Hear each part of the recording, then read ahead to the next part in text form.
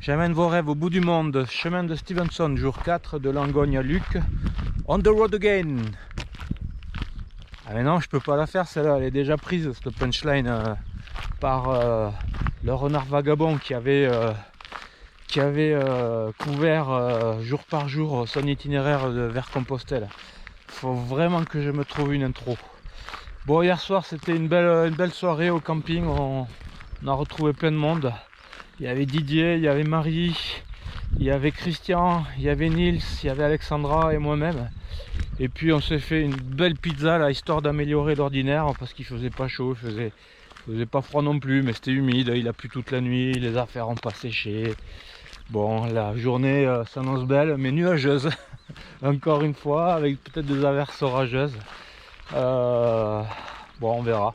On devrait tous se retrouver au petit village de Luc. Ça fait une belle étape, 28 km. Certains ont préféré faire plus court, donc évidemment. Je pense à Martin qui a dormi un peu plus en amont sur le chemin et qui s'arrêtera au Chélar-l'Évêque. Moi je devrais poursuivre au Chélar-l'Évêque si tout va bien. Pour l'instant ça roule, il y a un petit peu plus de dénivelé. Allez, c'est parti pour cette journée. Salut!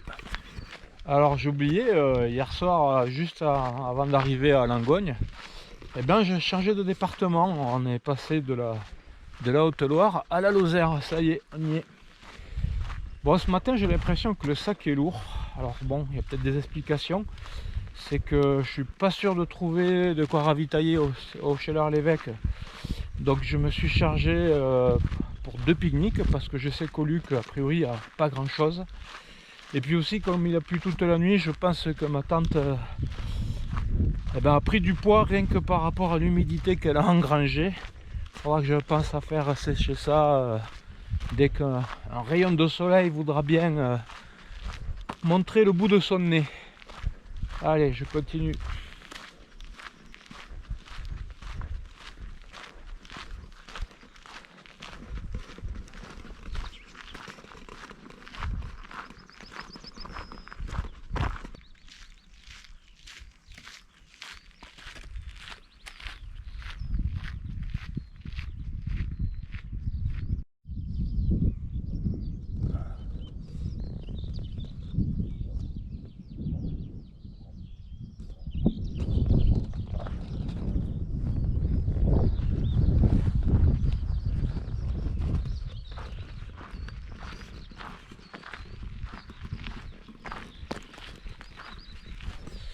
Ouais, c'est vrai que c'est une grosse étape.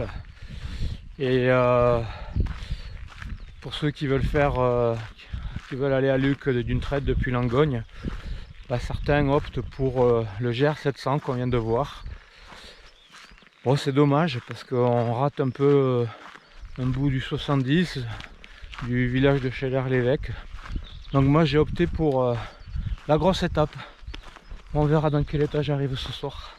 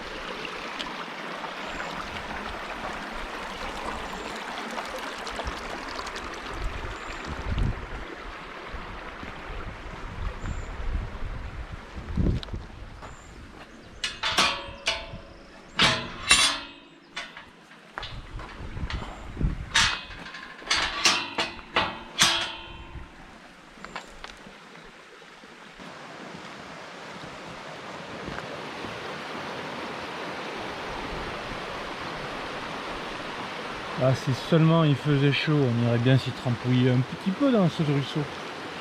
Aujourd'hui, c'est pas le cas.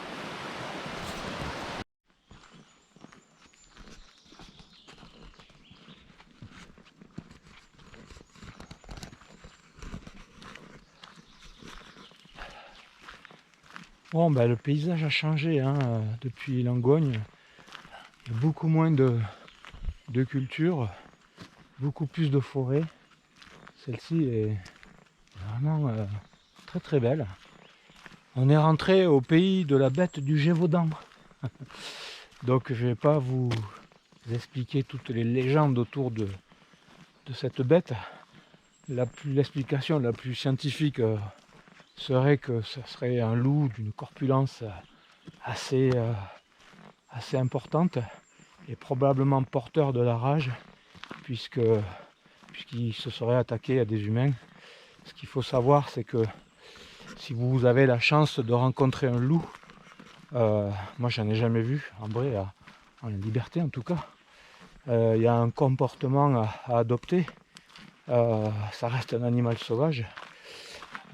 C'est de se méfier bien sûr, de ne pas le regarder comme tout chien d'ailleurs dans les yeux.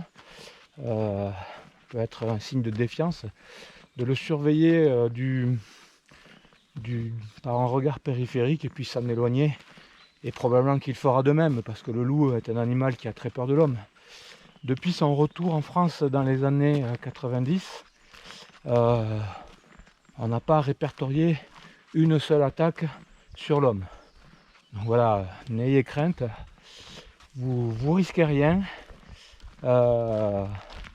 Et puis, bon, c'est sûr qu'il y en a eu sur des animaux, hein, mais d'élevage domestique, mais pas sur l'homme. Voilà, bon, très très belle forêt.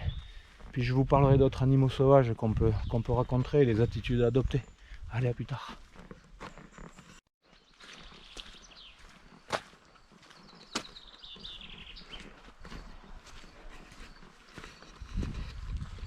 Bon, c'est vraiment très très beau cette partie du chemin.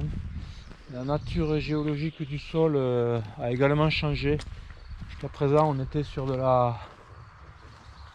des sols très plutôt d'origine volcanique, basaltique. Là, on est passé sur du granit. L'odeur même se ressent, l'odeur de la végétation se ressent. Et voilà l'autre animal sauvage, le renard.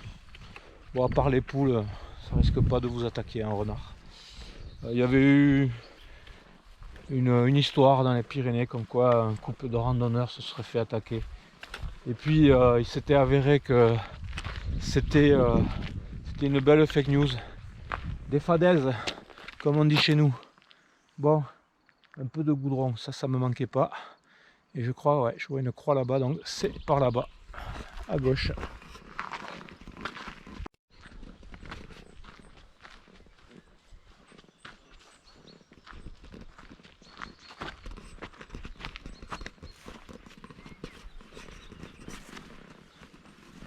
Bon alors, comme autre animal sauvage, l'ours, vous n'en verrez pas ici. Vous n'en verrez pas, ou alors à 8 h du matin avec une bière à la main.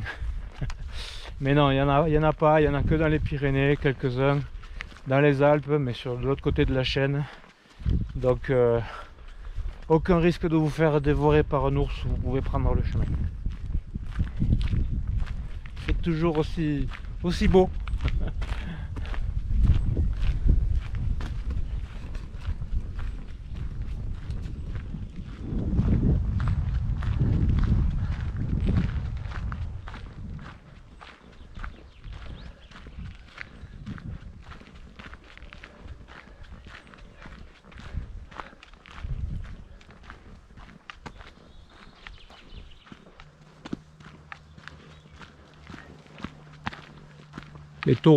Les taureaux aussi, il faut faire gaffe avant de franchir. Bon là c'est pas un taureau, mais faut faire gaffe avant de franchir une clôture ou planter la tente ou aller pique-niquer dans un champ. Il vaut mieux bien vérifier sous peine de laisser tout et de se carapater en vitesse. Je filme beaucoup aujourd'hui. Je n'ai pas l'appareil photo, je ne l'ai même pas sorti du sac. Je fais beaucoup de vidéos finalement.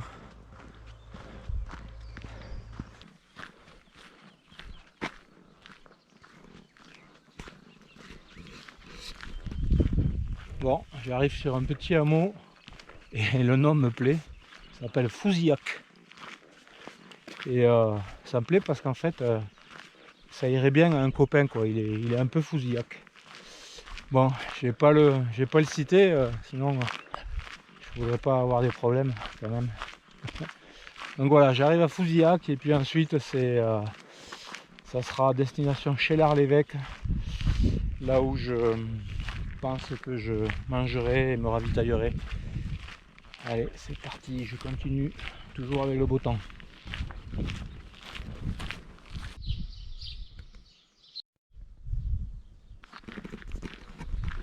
Il y a aussi un peu Fouzillac sur les bords.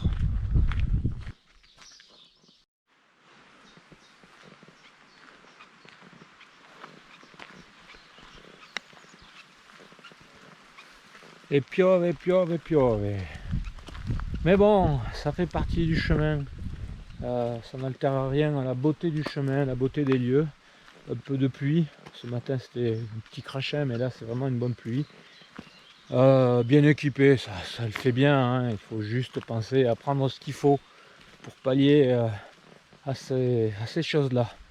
Demain sera notre jour, il devrait faire beau. Allez, je poursuis.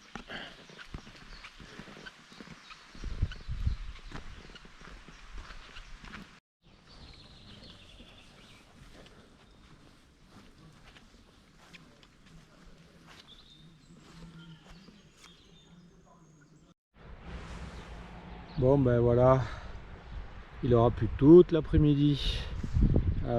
Voici Luc en bas. C'est quand même une belle étape, hein. On a vraiment changé de pays, on est sur du granit.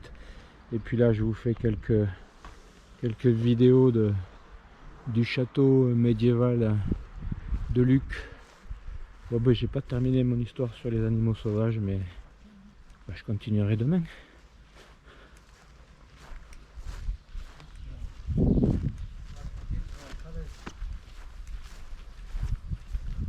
Ça c'est le reste de la tour.